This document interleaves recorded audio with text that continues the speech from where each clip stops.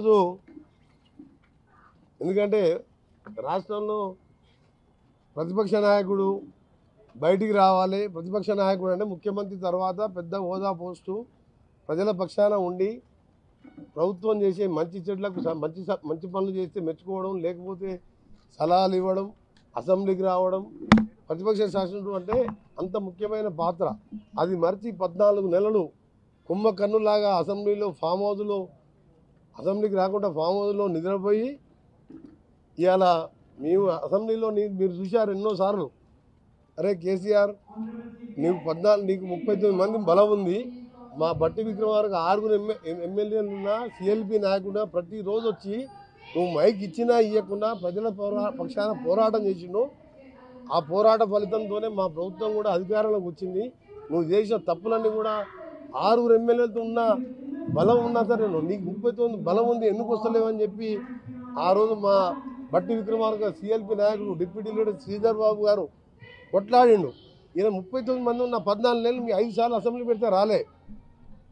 నేను ఛాలెంజ్ చేసిన హరీష్ రావు, కేటీఆర్ మారే మీరు బచ్చగాని మీరెందుకు మాట్లాడుతున్నావు, మీ మీ మీ మావని మీ నాయనని రమ్మని చెప్పు, ఛాలెంజ్ చేద్దాం. మీ 10 సంవత్సరాల పాలన మా ప్రభుత్వం ఏం చేస్తుందో తేల్చుకుందాం, మీ బచ్చగాలతో మేమెందుకు మాట్లాడుతున్నాం నేను ఎన్నోసార్లు చేసినా. నాకు ఇవాళ సంతోషంగా అనిపిస్తుంది. ఇవాళ నా ఛాలెంజ్కు నిన్న కూడా కేటీఆర్ నల్గొండకు వచ్చి నల్గొండను ఎండబెట్టి ఎస్ఎల్పి సొరంగాన్ని పండబెట్టి ఉదయ సముద్రం పూర్తి చేయకుండా మహాత్మా గాంధీ యూనివర్సిటీలో కాలు కూడా పెట్టాలి. 10 ఏళ్ళు జిల్లా మినిస్టర్ పెట్టాలి, కేటీఆర్ పెట్టాలి. అలాంటి వచ్చి వాడు వీడని మాట్లాడి నా మీద. అప్పుడు నేను చెప్పిన గాంధీ భవన్లో, అరే నువ్వు బచ్చగాని మీ నాయన పేరు చెప్పి ఎమ్మెల్యే అయినావు, హరీష్ రావు వాళ్ళ మామ పేరు చెప్పి ఎమ్మెల్యే అయినావు, కోమటిరెడ్డి వెంకటరెడ్డి అంటే ఒక రైతు కొడుకుగా ప్రజల నుంచి పోరాటం చేసి వచ్చిన మీరిద్దరు నా కాలి గోటితో సమానం. గడియారం చివరస్తులో ఛాలెంజ్ నీతో కాదు, మీ నాయనని రమ్మని చెప్పి నిన్న గాంధీ భవన్లో చెప్పిన. ఇవాళ చాలా సంతోషం, బయటకు వచ్చిండు. ఆయన చేసిన పాపాలన్నీ రేపు అసెంబ్లీలో కాదు, బయట కాదు, ఎట్లా ఎండగడుతున్నావు తెలంగాణ ప్రజలు చూస్తారు. కోమటిరెడ్డి వెంకటరెడ్డి గారు దళితులు ముఖ్యమంత్రి చేయకపోతే మెడ నరుక్కుంటా అని 10 లక్షల సార్లు అన్నాం. దళితులు 3 ఎకరాలు ఇస్తా, లేకపోతే 2 ఎకరాలు ఉంటే ఎకరం యాడ్ చేసి బోర్ వేసి మోటార్ వేసి రైతుని చేస్తా అన్నావు.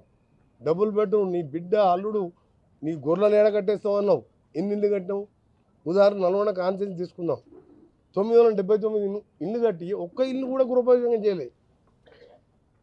పత్రికా సోదరుల ద్వారా కేసీఆర్ నువ్వు విను, ఫామ్ హౌస్లోకి వెళ్ళి మాట్లాడినావు ఇంతకుముందు. ఆయన అంటూ నువ్వు అంటే ఫామ్ హౌస్ అంటారు, నువ్వే చెప్పినావు ఫామ్ హౌస్ ఉంది, ఎకరానికి ₹1,00,00,000 పంట పండుతుంది అని చెప్పి నువ్వే చెప్పినావు. ఫామ్ హౌస్లో ఉన్నావు. ఫామ్ హౌస్కి వెళ్ళి ఇంతకుముందు ఏదో కొందరిని పిలిపించుకొని మాట్లాడినావు. రేపటికెళ్ళి నీకు తడాకా చూపిస్తాను. మన చూపించావా పార్లమెంట్ ఎలక్షన్ నీకు తడాకా? పార్లమెంట్ ఎలక్షన్ 16 పార్లమెంట్ ప్రచారం చేసినావు కదా, ఏమైంది? 5 నెలల కింద 6 నెలల కింద 9 ఇట్లా డిబైట్, 9 ఇట్లా 3వ ప్లేసు, 7 ఇట్లా డిబైట్ పోయింది. ఈ 6 నెలల్లో నువ్వు చూపించే తడాకా ఏముంది? అందుకనే కేసీఆర్ ఇన్ని రోజులేమో పోరాళ్ళని బయటికి పంపించి ఎవరు పిచ్చుండుకునే రోడ్ల మీద. ఇవాళ నువ్వేదో పెద్ద నాయకులు అనుకుంటావు. తెలంగాణ సాధనలో నీ పాత్ర లేదు. శ్రీకాంతాచారి సకల జనంలో 4 కోట్ల మంది పాత్ర ఉన్నది. అంతో ఇంతో ఉంటే పాత్ర కాంగ్రెస్ పార్టీ ఎంపీలది. నాలాంటి వారు పదవి త్యాగం చేసి మళ్ళీ తీసుకోలే. నీలాగా ఎంపీగా రాజీనామా చేయడం, మళ్ళీ బై ఎలక్షన్ పోవడం, ఆంధ్రోల దగ్గర డబ్బులు గుంజడం నీలాగా చేయలే. తెలంగాణ కొట్లాడి తెలంగాణ కోసం తెచ్చి తెలంగాణ వచ్చిన మంత్రి పదవి తీసుకుంటా అని చెప్పినా, తెలంగాణ వచ్చిన మంత్రి పదవి తీసుకున్నా. నువ్వు 80% పూర్తి చేసిన సొరంగాన్ని ఇలా అమెరికాకు పోయి సామాన్ తీసుకొచ్చి వారం 10 రోజులు ఫిట్టింగ్ చేస్తున్నావు. మార్చి నెలాఖరు చేసి 2 నెలల్లో సొరంగాన్ని పూర్తి చేస్తున్నావు. భువనగిరి ఎమ్మెల్యే గారు రండి. దాంతోపాటు రావణవెల్లని అప్పుడే సీఎం గారిని తీసుకొచ్చినావు, నీళ్లు పోపించినావు. ఈరోజు బస్వాపూరు గన్నమల్ల రిజర్వాయర్తో 390 కోట్లు మా భువనగిరి ఎమ్మెల్యే గారు ముఖ్యమంత్రి గారికి ఉత్తమ్ కుమార్ రెడ్డి గారికి చెప్పి ఇక నిధులు శాంక్షన్ చేసి అవి పూర్తి చేసుకుంటున్నావు. ఇవన్నీ నువ్వు 10 ఏళ్ళు మర్చిపోయినావు కాబట్టి 11 స్థానాలలో డిపాజిట్ పోయేంత పని అయింది నీకు. ప్రతి ఎమ్మెల్యే 60, 70, 50 వేలతో గెలిచినాం. ఎంపీలు అయితే దక్షిణ భారతదేశంలో Nalgonda MP highest, Bhuvanagiri MP కూడా 3-4 లక్షల మెజార్టీ.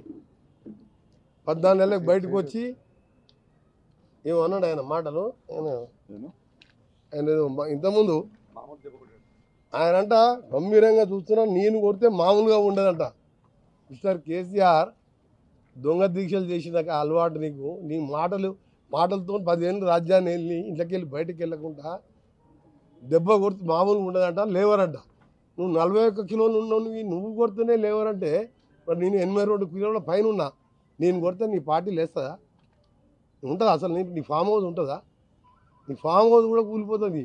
నువ్వు ఎన్ని మాటలు ఉద్దెబ్బ కొడితే లేవరు ఇవన్నీ కాదు. రేపు అసెంబ్లీకి రా, 5వ తారీఖు 7వ తారీఖు రేపు డిసైడ్ చేస్తున్నావు. అసెంబ్లీలో పెడదాం. దళిత ముఖ్యమంత్రి ఇవ్వకుండా బెడదనుకుంటున్నది ఎవడు? ఇవాళ 2 లక్షల రుణమాఫీ చేసి చూపించింది ఎవరు? సొరంగానికి అమెరికా నుంచి ఇవాళ 100 కోట్లు అడ్వాన్స్ ఇచ్చి మొదలుపెట్టింది ఎవరు? కొండపోచమ్మ బస్వాపు పైన కింద బస్వాపూర్ నింపావు, కొండపోచమ్మ నింపుతుంది.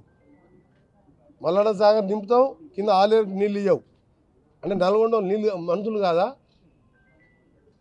అందుకనే చాలా సంతోషంగా ఉన్నది. ఎందుకంటే ఈ పిల్లలతో మాట్లాడి పిల్లలు ఏదో ఒరులుతూ వదిలిపెట్టేసిన పిల్లల్ని ఇవాళ ఆయన దెబ్బ కొడతాడంట, మేము లేవంట. అలాంటి పేపర్లో చూసినాం, అన్ని పేపర్లో చూసినాం. 5 జడ్జిల ఫోన్ ట్యాపింగ్ అయినా. అసలు ప్రభాకర్ రావు, శ్రవణ్ కుమార్ అమెరికా నుంచే వస్తలేరు.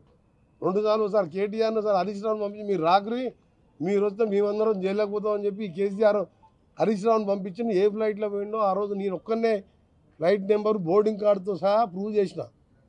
ప్రభాకర్ రావు పోయి నేను రావద్దన్నాడు, అక్కడనే ఉండమని చెప్పిండు. దాని మీద కోర్టులో కేసు నడుస్తుంది, ఈడీ కేసులు నడుస్తున్నాయి. ఇవన్నీ కొడుకు మీద నడుస్తున్నాయి, బిడ్డ మీద నడుస్తున్నాయి. కేసుల గురించి కోర్టు న్యాయస్థానం కాబట్టి మేము ఎక్కువ మాట్లాడడం. కానీ నువ్వు వచ్చినావు కదా, ఏ జిల్లాకు పోదామా? గజ్వేల్ కానించి పోదాం. గజ్వేల్కి పోదామన్నా రాడే, సిరిసిల్లాకు పోదామన్నా రాడే, సిద్దిపేటకు రాడే. ఎన్ని ఇళ్ళు కట్టినావు నువ్వు నల్గొండకు రా. ఎగ్జాంపుల్ దత్తత తీసుకున్నావు కదా, 979 ఇల్లు కట్టి ఒక్క ఇల్లు కూడా గ్రూపే చేయకుండా ఇప్పుడు ఇవాళ 3 కోట్లు పెట్టి రిపేర్ చేపిస్తున్నాను. నేను నా MLA SDF fund, collector fund పెట్టి రిపేర్ చేసి పేదోళ్ళకి ఇచ్చుకుంటా. మళ్ళీ కాన్సెన్స్కి 3500 ఇల్లు ఇస్తున్నాం. 10 ఏళ్ళు రేషన్ కార్డు కొట్టియలేను. ఇవాళ రైతు భరోసా 20% పెంచి 12,000 వేసినాం. ఇవాళ రైతులకు 50 లక్షల కుటుంబాలకు నెలకు 200 యూనిట్లు ఫ్రీ అంటే నెలకు 1000 రూపాయలన్నా సంవత్సరానికి 12,000 ఫ్రీగా చేస్తున్నాం. నువ్వు 7 లక్షల కోట్లు అప్పు చేసి 6,000 కోట్లు మితి కట్టాలి, 7,000 కోట్ల ఒరిజినల్ కట్టుకుంటా 18,000 కోట్ల రూపాయలు జీతాలు ఇవ్వాలి. పెన్షన్స్ జీతాలు కలిసి 18,000 కోట్లు మొత్తం కలిసి అంత ఖర్చు, రాష్ట్ర ఆదాయం కానీ ఇంట్రెస్ట్లు కానీ. అయినా సరే పైసా జమ చేసి ఈరోజు ప్రభుత్వం ముందుకు పోతున్నది. మీ అందరికీ తెలుసు. ఒక్క రేషన్ కార్డు పేరు తెలంగాణ ముద్ర మీద తెలంగాణ లేదు. అసలు తెలంగాణ తల్లి విగ్రహం లేదు. అసలు తెలంగాణ పార్టీ లేదు. టీఆర్ఎస్ పార్టీని బీఆర్ఎస్ఏ మార్చుకున్నావు. నువ్వేం పడగొడతావు, నువ్వేం తొక్కుతావు మమ్మల్ని. పార్టీని నువ్వే మార్చుకొని టీఆర్ఎస్ బీఆర్ఎస్ అని నీ పార్టీని నువ్వే మొదలుపెట్టుకున్నావు. ఎప్పుడైతే దళితులను మోసం చేసినావో, రెండవసారి ఎన్నికల ముందు దళిత బంధు ఫోన్లలో మెసేజ్లు పంపించి ఓట్లు వేసాను. మొదటిసారి దళిత ముఖ్యమంత్రి అంటే దళితులందరూ కూడా ఓట్లు వేసాను. 12% మైనార్టీలకు రిజర్వేషన్ అన్నాం. నీలాగా తప్పుడు మాటలు చెప్పలే. మేము చేసేయే చెప్పినాం, అవే చేస్తున్నాం. వెనక ముందు అయినా సరే ప్రతి ఒక్కటి చేస్తున్నాం. చెప్పని మూసి కూడా చేస్తున్నాం క్లీనింగ్ ఇవ్వాలి. అందుకని నువ్వు ఏదో బయటకు వచ్చి మాట్లాడితే ఓడు భయపడుతాడు లేడు. ఇక్కడ నేను దీనిలాగా దొంగ మాటలు చెప్పి దళితులు చేస్తా అని చెప్పి నువ్వు అధికారం రాలే. మేము 6 గ్యారంటీలు సోనియా గాంధీ ఆంధ్రప్రదేశ్లో పార్టీ అంతా మొత్తం పోయింది. ఒక వార్డు మెంబర్ లేడు మాడు. అక్కడ పార్టీ పోతుందని కూడా తెలంగాణ ఇచ్చింది సోనియా గాంధీ. 2 సార్లు కేసీఆర్ మాటలని మోసపోయినాం. అసలు తెలంగాణ నుంచి కాంగ్రెస్ గెలిపించాలని ప్రజలు గెలిపించిండ్రు. మళ్ళా టర్మ్ కూడా మేమే గెలుస్తాం. నీతో ఏమీ కాదు, ఏమీ చేయలేవు. ఎప్పుడైతే పార్లమెంట్లో అసెంబ్లీలో కొద్దిగా 39 సీట్లు వచ్చినాయి, పార్లమెంట్లో వచ్చేసరికి 9 3వ ప్లేస్ 7వ ప్లేస్ డివైడ్ పోయింది. ఇంకా నువ్వు చేసేది ఏముంది? రేపు రా, లోకల్ బాడీ ఎలక్షన్ చూసుకుందాం. ఒక జిల్లా పరిషత్ గెలుపు ఛాలెంజ్ చేస్తున్నాం. మరిన్ని వీడియోస్ కోసం ఛానల్ ని సబ్స్క్రైబ్ చేయండి. లేటెస్ట్ అప్డేట్స్ కోసం వాట్సాప్ ఛానల్ ని ఫాలో అవ్వండి. ఆ లింక్ డిస్క్రిప్షన్ లో ఉంది.